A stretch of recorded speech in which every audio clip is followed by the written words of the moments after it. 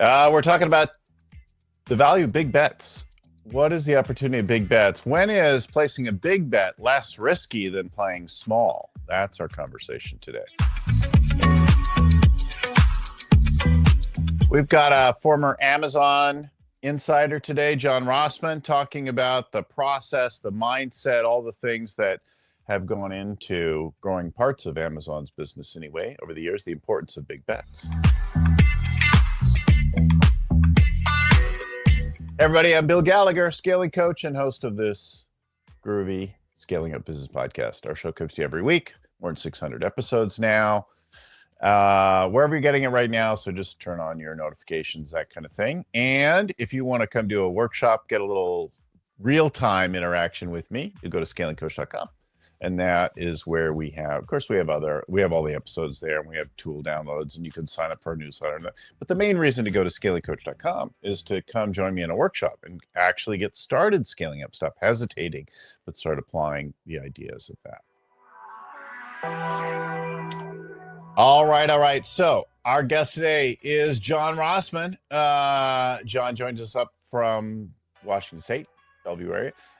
He's an early Amazon executive who launched their Amazon marketplace and then worked on digital transformation stuff at other companies like T-Mobile and so on. So he's also written 4 books, all related to that experience and leadership and big bets and that kind of thing. And he's spoken all around on the world of growing your business and leadership and so on.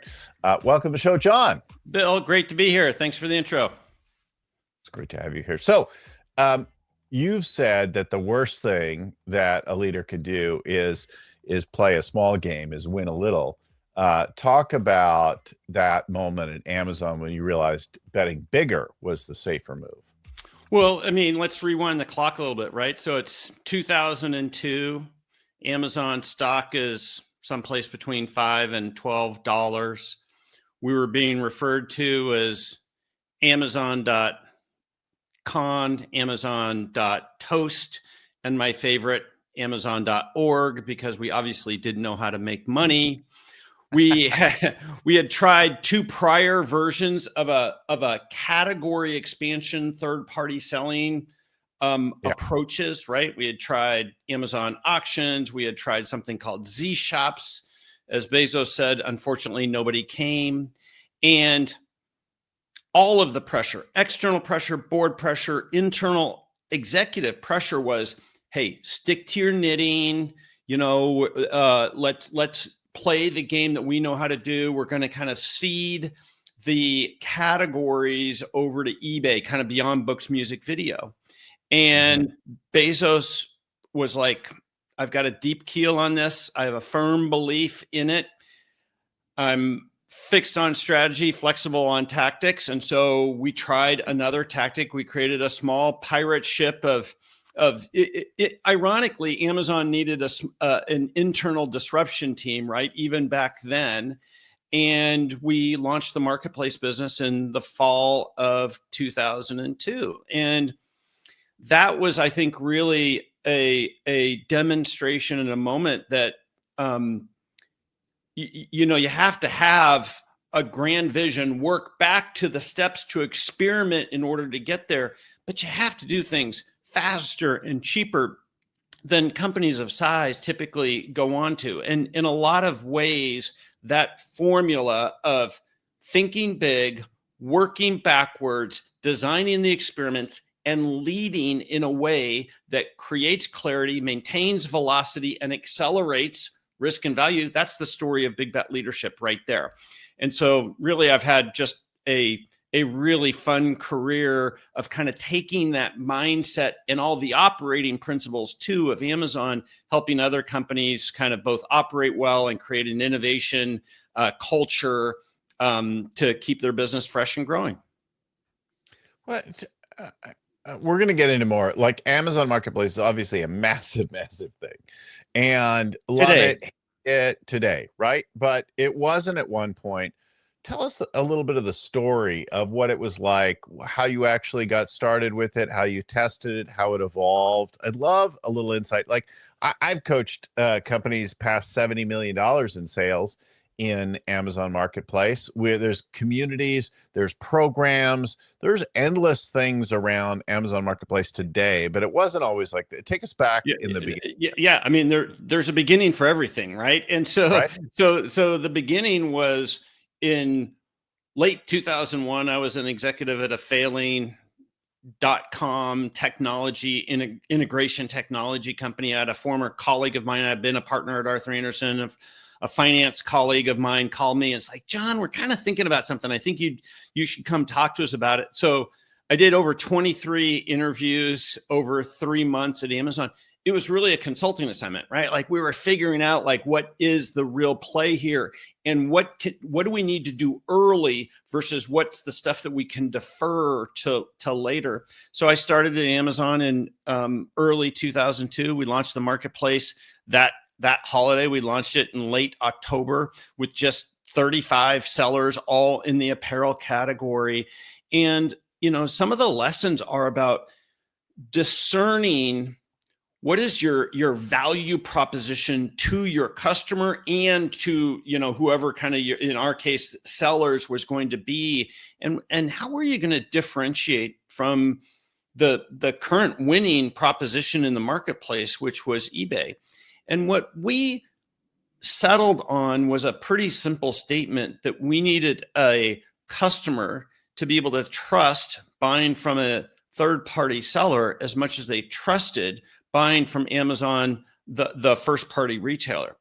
It's a pretty simple sentence. It's very differentiated than eBay was at the time. But once we kind of had that locked in, then we could build accordingly, both technically as well as operationally and from a contractual standpoint and all of that. And really the story of the Amazon Marketplace was kind of putting that in play, having patience, and adding 2 additional major big bets that weren't even on our drawing board at the time, right? Those were Amazon Prime and FBA, Fulfillment by Amazon, that launched in 2005. And it was really the combination of those, letting customers get used to coming to Amazon for more than books, music, and video, that built this legendary business. It's a really fascinating thing. I remember having the first partnership I had with Amazon was in the 90s, and I wanted to sell books, and I had a book-based, content-based website with services and community and things like that. And I'm like, I really want to sell books, but I don't really want to be in the fulfillment business.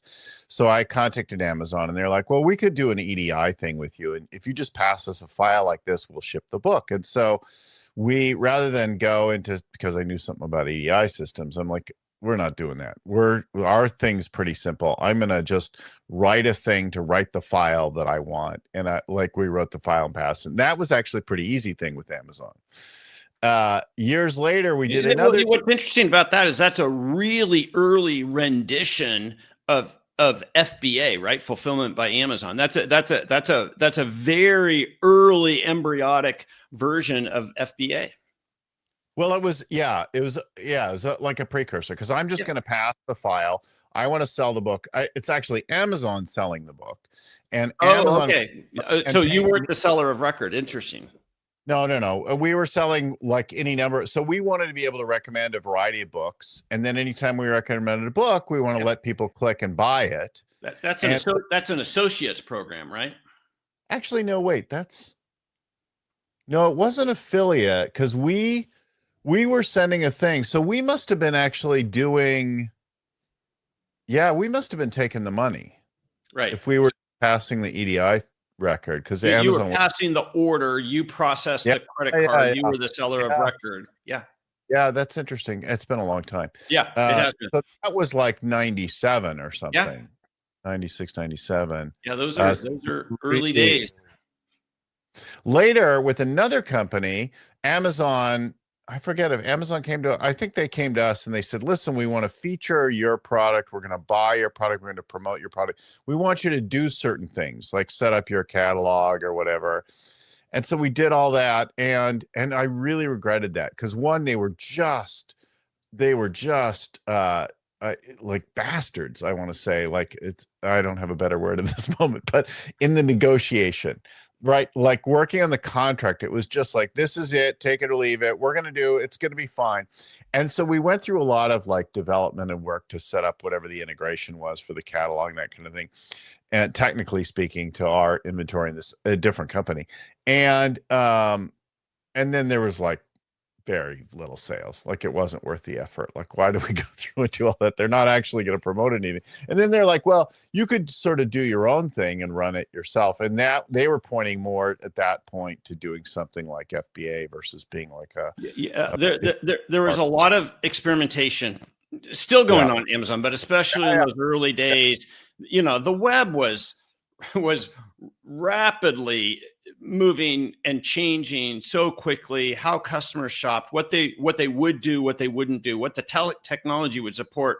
And then, you know, how would Amazon actually make a business out of it? So yes, there were a lot of experiments, and no doubt a lot of people helped pay for those experiments. So. Well, I always contrasted. So later I did a thing with QVC. And the culture of negotiating between those two companies was really strikingly. Yeah. How successful has QVC been over the past 20 years, Bill? Well, not the same. Yeah, not the same. Yeah. So, you know, retail is a win-lose negotiating proposition always, you know, and everything. Right. And so no doubt Amazon is a sharp, difficult negotiator and everything, but they're the type of player like Draymond Green. You hate to play against him, but you want him on your team all the time and everything, right? And so it's similar way. It is a create a marketplace, and then there's players in the marketplace, and they hate it and they love it, and they love hate, and right. Yeah. In my book, Think Like Amazon, 50 and a half ideas to become a digital leader, I outline some of these tactics, you know, about, you know, what partnership really means. And what it really means is that Amazon is interested in this category and they want to run some experiments. And what they want to do is learn with you, but that doesn't take off the table or preclude them doing anything in the future. We called that launch and learn at Amazon. There was a name for that strategy called launch and learn. And so there was a lot of launch and learn going on. You know what? It's interesting to me. So having worked with some companies who sell on Amazon and coaching and who've had various degrees of success building their businesses with Amazon, I'm fascinated by, they're so afraid, like, well, we don't want to upset Amazon. And I always remind them, yeah, they're not going to be worried about upsetting you. Yeah. Yeah. I've gotten asked, I've done a ton of kind of due diligence for brands or retailers, and they want to lean into their marketplace business, and they show how glorious it is and the rates, you know, and all that. And I've always seen it as like, man, that's the major risk in your business, having an over dependence upon somebody else. But that's a proven business risk. Anytime you allow somebody else to be between you and your customer, you have architected in a fundamental risk constraint dependency in your business. And so I think it's an important lesson to learn in business, which is, you never want to become over concentrated with one relationship, especially if that relationship is between you and your customer. Yeah, you know, and that's the thing I think with marketplace sellers all the time, right? I'm like, you got to find a way to create a backlink to them. You got to encourage them to register, to sign up, to get your thing. You got to, can't contractually. If you run it more as a customer acquisition channel and strategy versus trying to optimize on order profitability, then you can approach it in a much more strategic way. But if all you're trying to do is just like juice it for today's profitability, then you're setting yourself up for a risk and a dependency that, no doubt, if you were in the same position, you would absolutely do the things that Amazon does. It's interesting. I don't know what the slogan is exactly, but I passed one of the Amazon trucks yesterday driving home, and it said something like, "We'll save you the trip." And I thought, oh, I kind of love that, because that is a major reason that I use Amazon to order something virtually every day. Yeah.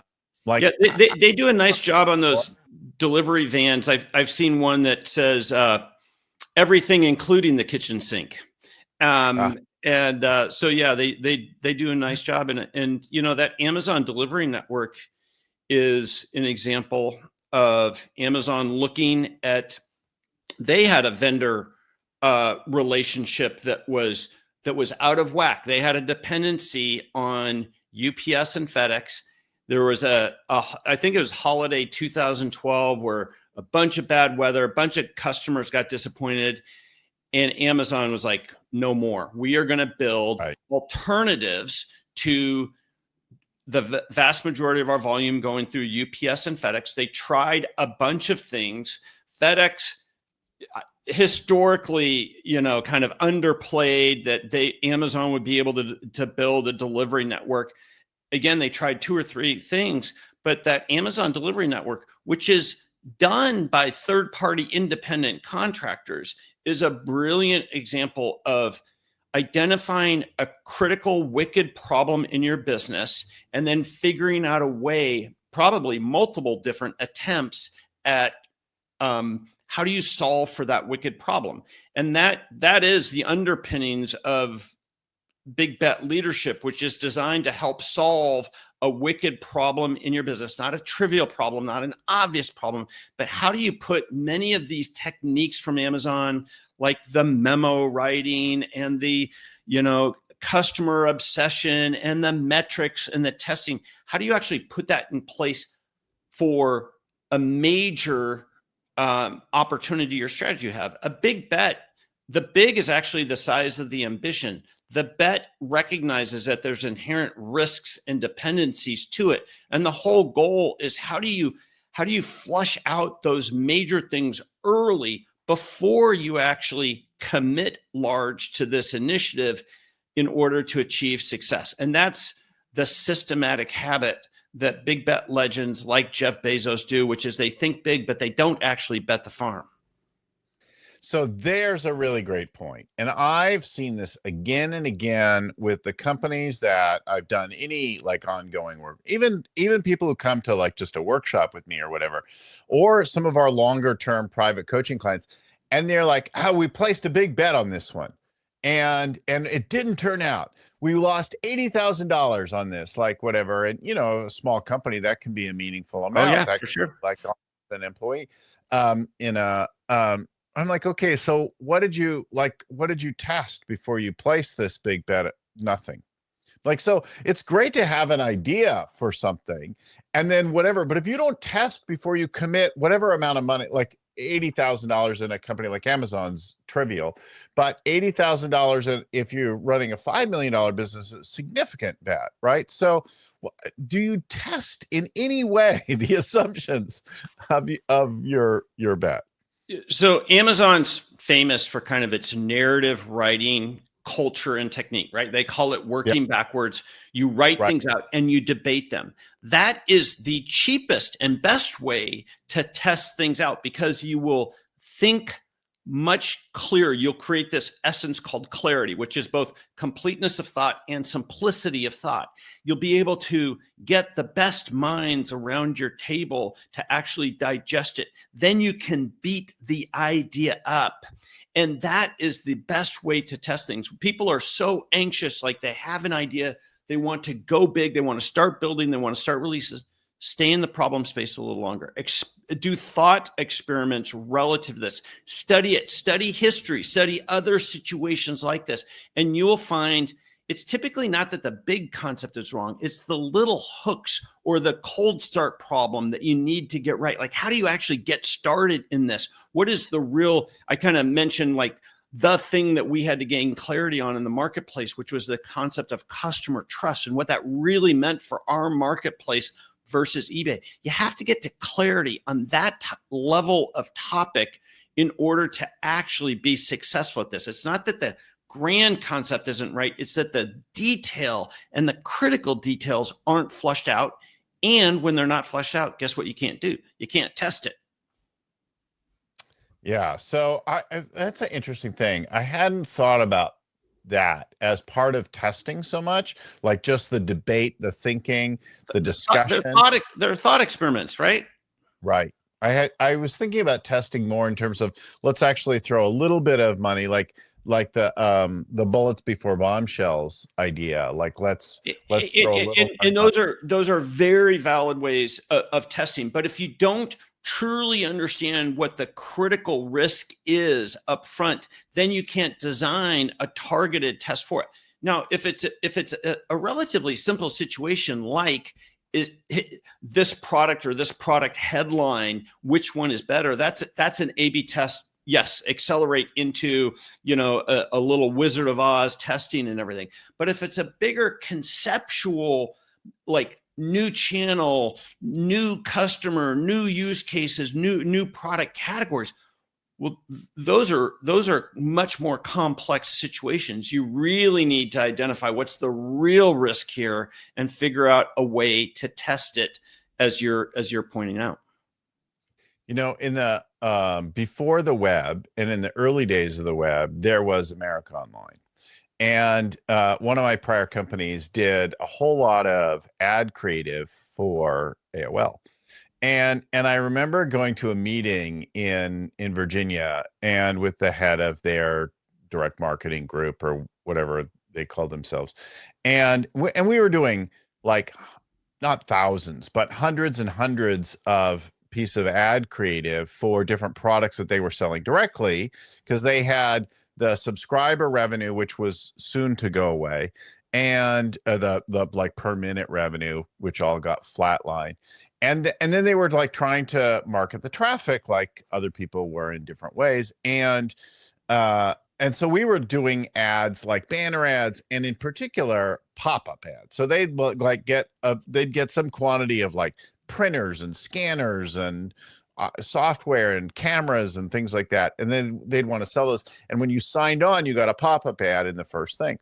And so the creative director, we're doing this review of the business and that kind of thing, because we were one of the more major partners for that. And he's like, I really don't like this and I don't like that. And I'm like, I don't like any of it. I think it all sucks. Like, I don't care about what it looks like, what it says. We come up with a premise, we run a couple of them, and then we put weight on the one that works. It sucks too. They all suck. But that one sold scanners. So I don't care if you like it or not. I don't like it. Did it sell or not? Did it work? And you look today at some of the ads and things like that. It's like, did it work? Did you test it? Right. And we debate these things. It doesn't matter sometimes, your opinion, right?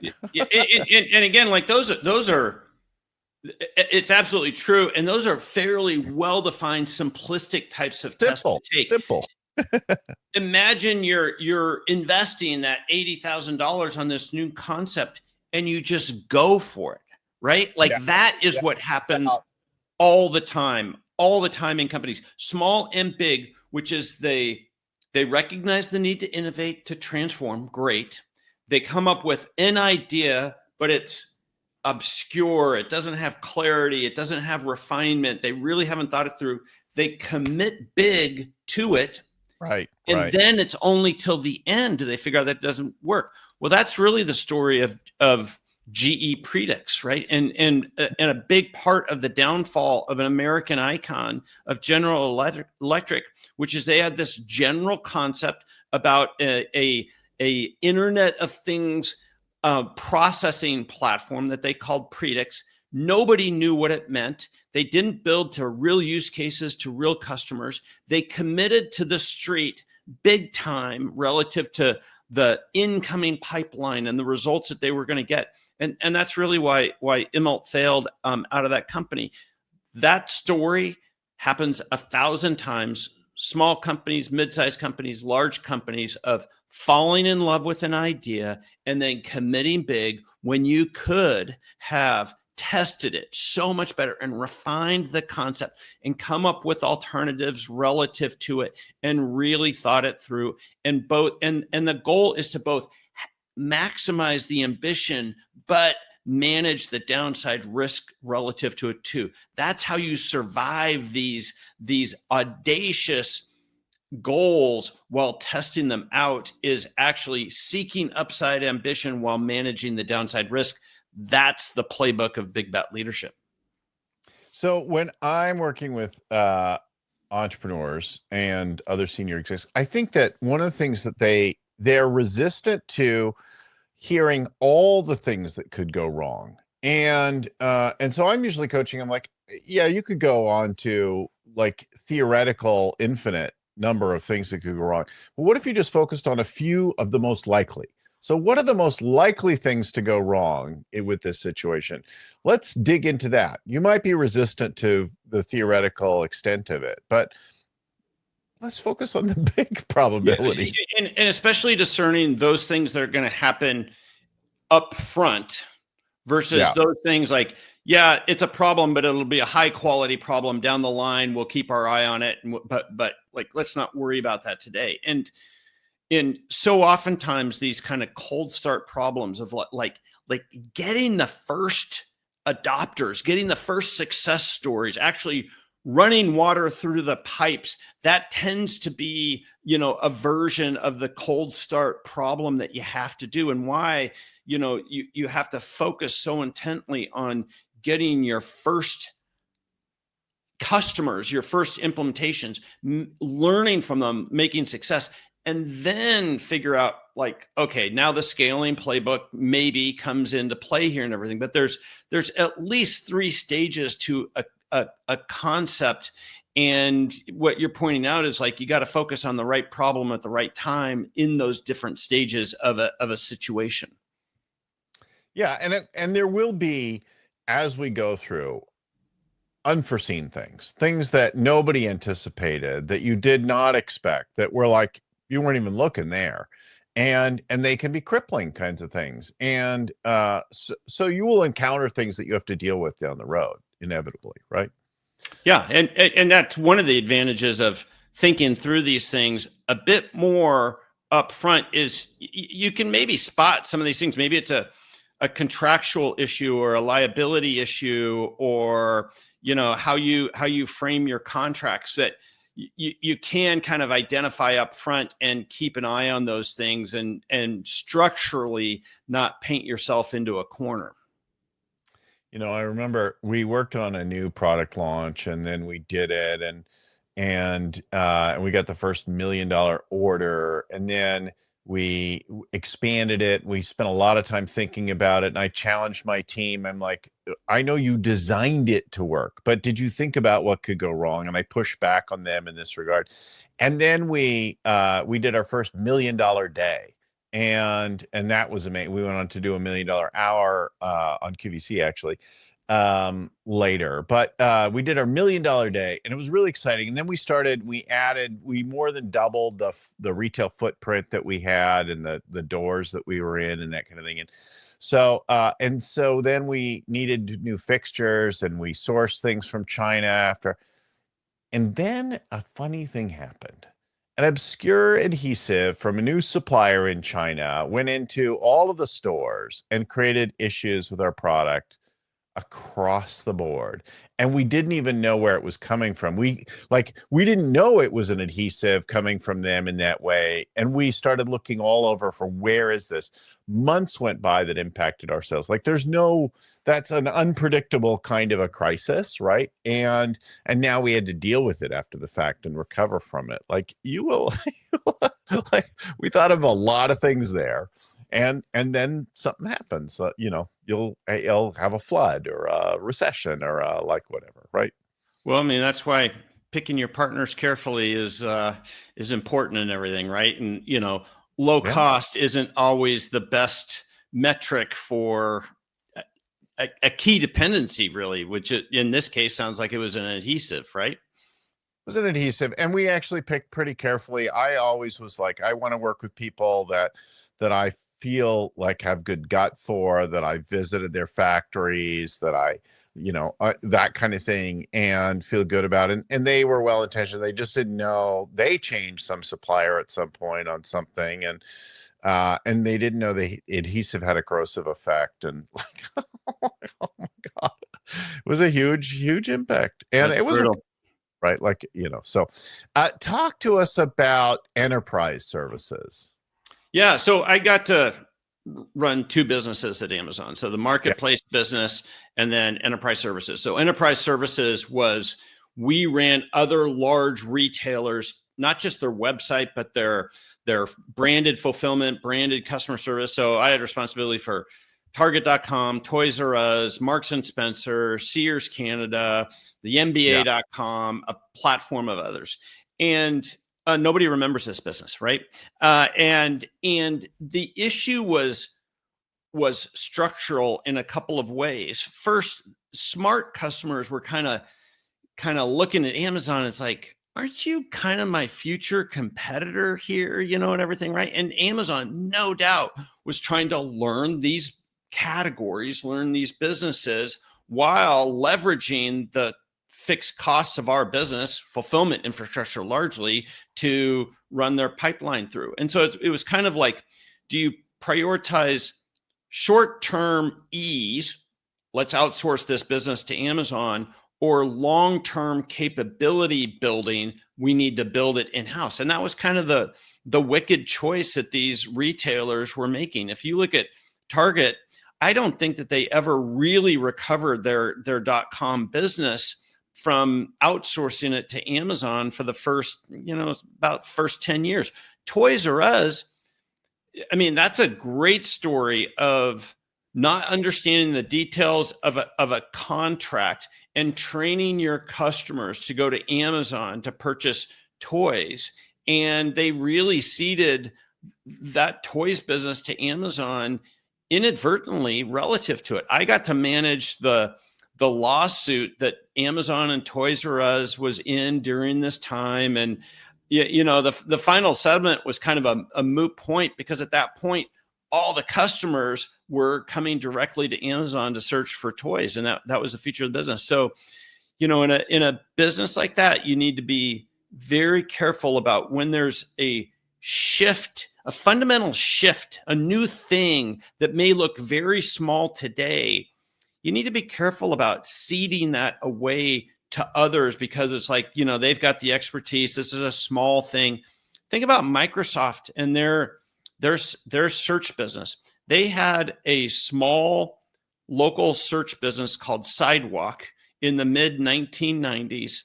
It couldn't compete with the P&Ls of their large products and everything. They didn't know how to incubate something. They weren't looking ahead and going, God, this could be a really interesting thing. They've paid billions of dollars trying to recover that some sort of legitimacy in the search business, and they had it in-house. And so those are examples of separating out big businesses from small businesses, and that small businesses within big businesses, as Steve Jobs said, like, ideas are really easy to squash, right? Like, those are just ideas. You need to really create an envelope, a different environment for those things to work in, because they are fundamentally different than your at scale businesses. I think about that, and I don't know a lot of the details, but as I hear it on the surface, I think it was fundamentally idiotic for Toys R Us and Target to outsource that work to Amazon, right? They should have done the work and figured it out to do it on their own. But I think about like NBA.com, and I think about other partners who aren't in the business of that, and I think, it makes sense for them to go and outsource something. Well, I think that's, it's easy to look backwards and make that call and everything, right? But at that point in time, when, e-commerce was less than 1% of your business, and, what's the wisdom, right? Which stick to your knitting, and everything, right? And the ability to ride on somebody else's rails. Like there's legitimate arguments for why that would be smart. What are the similar decisions that companies are making today that are akin to that type of decision? Well, guess what? What's everybody doing relative to AI, and everything, right? Everybody is leveraging other people's infrastructure to get their AI capability going. Is this analogous in some ways to the situation? Put a thin skin on something. Why would anybody use you versus going direct and using Claude versus going direct and using chat? You put a quick interface on something, probably not that useful. Yeah. So I think it's really easy to look backwards and identify that these were bad decisions. But I'm telling you, I worked with that senior target team, extremely good operators, extremely good thinkers and intentful. Like they didn't want to just build a brand for today, but they were building a brand forever, and they lost it, and everything, right? That happens in business. Yeah. It's a fascinating thing to see, and it certainly is easier to look at it in the rearview mirror. Hindsight That's why history is great, right? Yeah. But that is the type to look forward and go, wait a minute, what are we doing now, right? And that was just the point I was going to make, which is those are the types of thought experiments that if you're looking at like, okay, here's the bet I'm making, and you're really breaking it down. One of the best ways to study those is to find analogous historical reference points that like, oh, what can I learn from that target story that applies to this? Does it apply to this at all? And what should I learn from it? But again, if you haven't drilled down into your concept, into your bet, and you haven't identified what the real risk is, then you can't go do that really precision, laser, cheap, fast thought experiment around, what's the historical stories that I should learn to? So, we have a chapter around other people's thinking and how to leverage other people's thinking and approaches to help dissect how you should proceed in your case today. Oh, that's interesting. Yeah. Getting that expanded perspective, right? We think and look at the world from one particular thing, but everybody looks at it a little bit differently. The more brains you can leverage to a thing, the better off you are. That's right. Tell us a story about T-Mobile. Yeah. So in 2018, I got a funny call from the strategy team up at T-Mobile, Jeremy Malkowski and Kevin McCaffrey, and they're like, "Hey, John, we were living in California at the time. Yeah. Come on up we're located in Bellevue, Washington." It's like, okay, I know where T-Mobile is. I used to live in Bellevue. I live there now, and everything. And T-Mobile is a fairly simplistic business, right? It is literally a pipe business. They would refer to it as a dumb pipe business. They knew that they needed to build a test and experiment approach to building new businesses beyond the core infrastructure business. Kevin McCaffrey was going to be the leader of that new business incubation. And I got invited to be an advisor to them for over 3 years in building an approach to think through ideas and test ideas, just as we're talking about today. And we had a lot of fun, a lot of success. They had an alternate big bet going on at the same time, which was the Sprint acquisition, which is a whole story. But we gave them a portfolio of concepts that were at various places along the pipeline that was really an alternative if the Sprint acquisition didn't go through, which, if you remember, is the longest due diligence that ever went on for a corporate acquisition. Took over 18 months for it to get approved. They needed to have a fallback plan, and we were really the fallback plan relative to that acquisition going through, which was approved.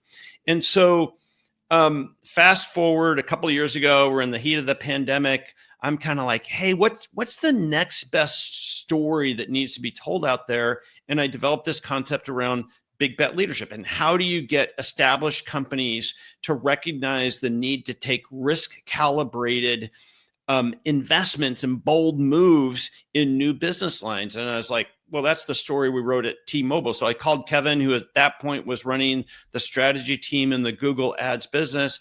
And I pitched him on this concept. And he was like, I've been waiting for you to do this. And so I talked to Kevin. So he's the co-author of Big Bet Leadership. And we work together today to help enterprises think through their portfolio of things they could do to solve wicked problems in their business. That's what Big Bet Leadership is for.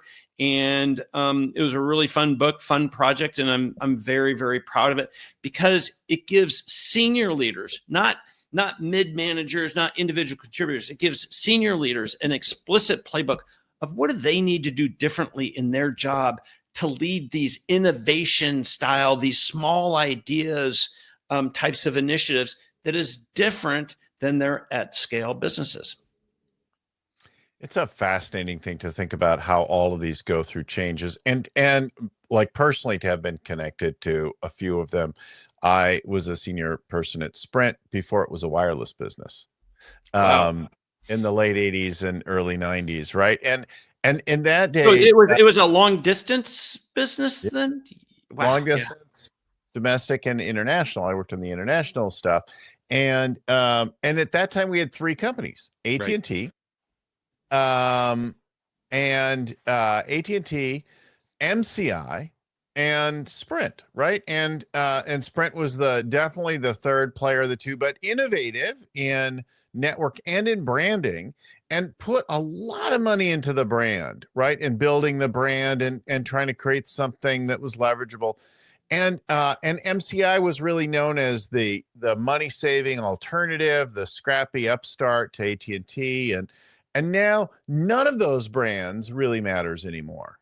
That's right. Yeah.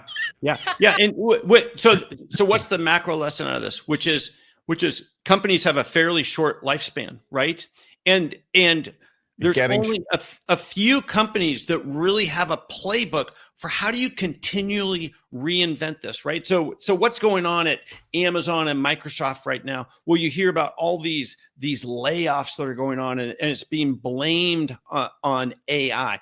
This is not about AI. AI is a tool that's maybe helping them execute. But what Andy Jassy and Satya Nadella are worried about, they're worried about their companies slowing down and becoming a historical footnote, because this is what happens to companies. They come and they go. And so they are trying to get back to a lower bureaucracy, faster moving, higher accountable. You know, Jassy talks about wanting to be the world's largest startup. What he means by that is having hundreds of startups that are loosely coordinated within Amazon. And so this concept of highly aligned, loosely coupled organizations is a really important concept in the future management science here. That's what all of this is about, is these healthy companies recognizing this historical mandate, which is companies are going to fail if you don't keep investing in future businesses. If all you do is optimize today's portfolio of businesses, it's just a question of when. You know, that's a really interesting thing to think about. You're like, Google's business right now is really threatened by AI in a huge way. People increasingly are using AI, and now they're bringing in AI to their search results and trying to. And what's so ironic is they invented the core technique of that all of this AI is driven off of, right? And so it's another story of kind of like the innovator's dilemma, which is, well, we invented it. We can't necessarily go to market with it. Somebody else did. Now they're being forced to do that. I'm pretty optimistic about Google's play relative to this, but to your point, like, man, you know, talk about a company, the world's best business model ever, that 3 years ago had no scent of competition. Their biggest challenge was government interference, right? Now there are actual threats and lively competitors in the business. I think it's good for all of us to have this type of situation, and it'll be interesting to see how it plays out. mid 90s, I'm in a meeting of some institutional investors and hedge fund managers in San Francisco. And somebody asked me, and I had a couple software companies in those days. And somebody asked me, they're like, okay, well, what do you think about Yahoo versus Google? Now, this is before, what happened, but Yahoo is still important, still the dominant player. Google was just kind of new in those days. And I said, listen, Google's got the traffic and the brand. Google has Yahoo's got the traffic and the brand. Google has an innovation here that's relevant and important, but Yahoo could just copy this and they'll be fine. Of course, they didn't, and they didn't focus, and they didn't do any of it, and they just kept trying to do the thing they always did. And now, who cares about Yahoo anymore, right? It's virtually worthless by comparison to Google. And now the new thing, and I thought that Microsoft was fast heading to irrelevance now. And then they started investing in AI, and they started with some new leadership, and the bombastic former leaders kind of went away, and some more thoughtful leadership came to bear. And now I'm like, oh, you better pay attention to Microsoft today.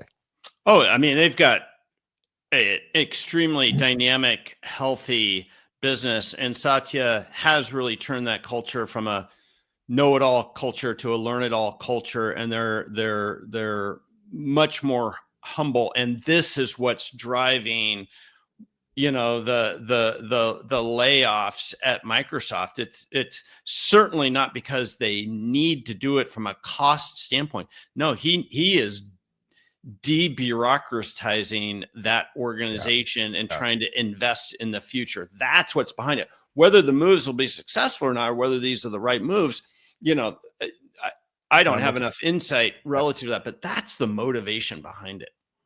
Clearly, there is something happening there. Let's talk about pulling it all together. The Pig and the Lipstick is kind of our, this is your book where you try to wrap things together and tell some of your story. Talk to us about that, and that's kind of where we'll pull it all together. Yeah. So The Pig, the Lipstick, and the Playbook of Champions, Kevin McCaffrey pointed out to me about 6 months ago. He goes, John, like your operating style and all of your principles, your combined work is really the fix for the ailment that ails these companies, which is complacency and the acceptance of mediocrity. So I published, it's a free book, it's a free download. If you just Google The Pig, Lipstick, and the Playbook of Champions, you can get to it.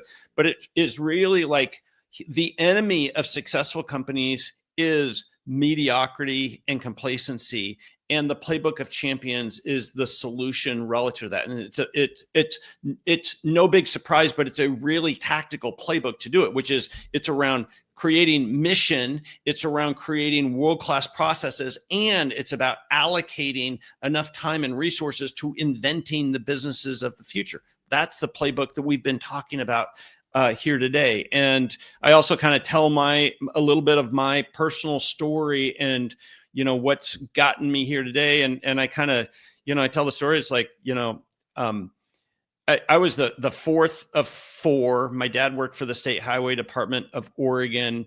The extent of their ambitions for me was to work for the State Highway Department of Oregon. I was voted most likely to be a truck driver by my graduating class. That was no offense to truck drivers, but that was not meant as a compliment to me and everything.